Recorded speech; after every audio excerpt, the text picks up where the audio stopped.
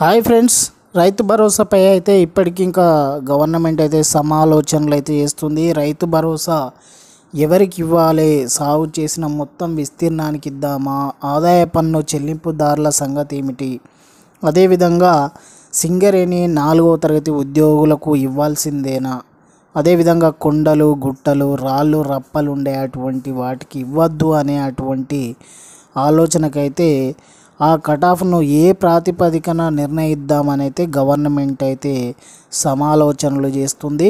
So బట్టి విక్రమార్క మన ఆధ్వర్యంలో మంత్రివర్గ ఉపసంఘం భేటీ అయితే అవ్వడం జరిగింది. మరికొన్నిసార్లు సమావేశం కావాలని అయితే నిర్ణయించడం జరిగింది.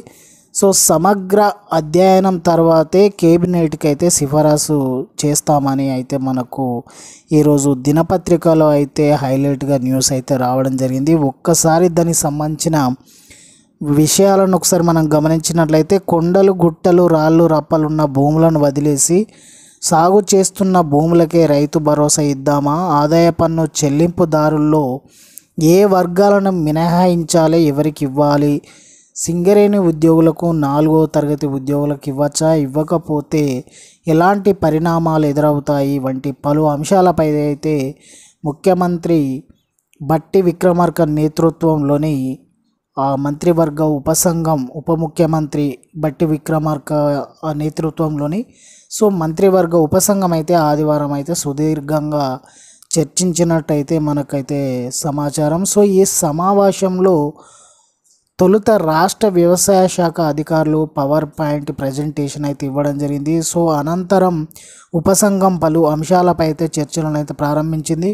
గతంలో ఉమ్మడి జిల్లాల వారీగా నిర్వహించినటువంటి సదస్సుల్లో వ్యక్తమైనటువంటి అభిప్రాయాలు, అధికారులు తయారు చేసిన నివేదికలపై చర్చించడం జరిగింది. ఉపసంఘం చేపట్టిన క్షేత్రస్థాయి పర్యటనలో భాగంగా దానికి సంబంధించినటువంటి విషయాలను అన్నిటిని కూడా పరిగణలోకి తీసుకుంటారని మనకైతే ఈరోజు న్యూస్ పత్రికలో అయితే రావడం జరిగింది. మరి ఎన్ని ఎకరాలు కటాఫ్ పెడతారనేది కూడా మనం చూడాలి. కటాఫ్ పెట్టినా అందరికీ వర్తించేలా అని కూడా మరొక ఆప్షన్ అయితే ఇవ్వడం జరిగింది. గడిచిన 6 ఏళ్లలో పెట్టుబడి సాయం పొందిన రైతుల సంఖ్య, సాగవుతున్న భూ విస్తీర్ణం, బడ్జెట్ కేటాయింపుల పైన చర్చించడం జరిగింది. మొత్తం కలిపి అయితే 80,453 కోట్లు చెల్లించగా ఇందులో సాగు చేయని భూములకు 21,284 కోట్లు చెల్లించినట్లయితే వ్యవసాయ శాఖ అధికారులు అయితే నివేదికలో పేర్కొన్నట్టు మనకి ఇక్కడ హైలైట్ అయితే మనకి న్యూస్ అయితే రావడం జరిగింది. ఏది ఏమైనా విధి విధానాల ఖరారు తర్వాతనే బడ్జెట్ లెక్కలని కూడా మరొక మనకు న్యూస్ అవుతుంది. వ్యవసాయ శాఖ అధికారులు స్లాబ్ల వారీగా రూపొందించిన నివేదికపై ప్రజెంటేషన్ అయితే ఇవ్వడం జరుగుతుంది. 5, 6, 7.5, 10 ఎకరాల వారీగా కటాఫ్ నిర్ణయించి ఒక్కో దానికి ఎంత బడ్జెట్ అవుతుంది అనే గణాంకాలు వెల్లడించడం జరిగింది. గత ప్రభుత్వ హయాంలో సుమారు 70 లక్షల మంది రైతులకు రైతు బంధు ఇవ్వడం జరిగిందన్నట్టు కూడా మనకైతే న్యూస్ అయితే రావడం జరిగింది. వీటన్నిటిని బట్టి ఇంకా మరిన్ని భేటీలు నిర్వహించి సమగ్రంగా చర్చించిన తర్వాతే ప్రతిపాదనలు సిఫారసు చేయాలని ఉపసంఘం అయితే సభ్యులైతే నిర్ణయించడం జరిగింది.